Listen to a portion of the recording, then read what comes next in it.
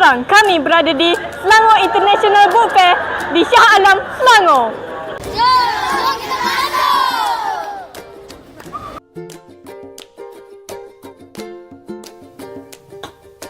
Seramai 30 orang murid yang terdiri daripada pengawas pusat sumber sekolah menyertai lawatan ke pesta buku ini.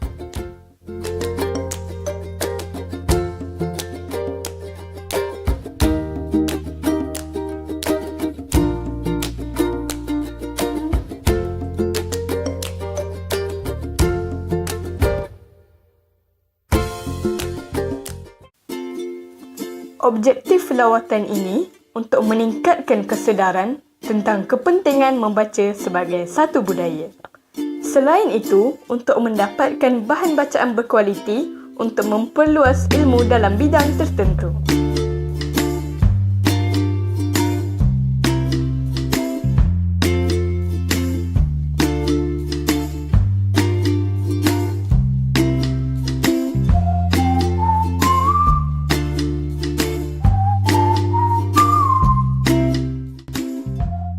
Di samping itu juga, untuk memberi sokongan kepada penulis, penerbit dan pengedar buku tempatan.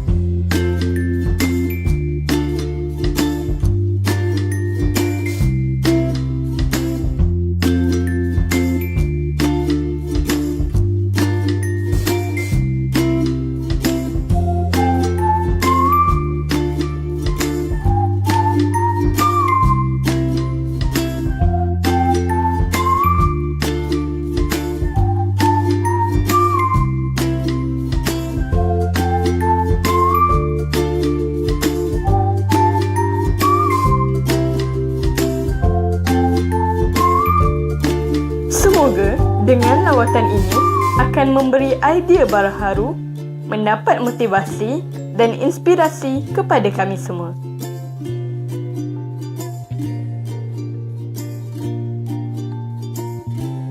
Pengalaman kami pada hari ini sangat bermakna dan menyeronokkan.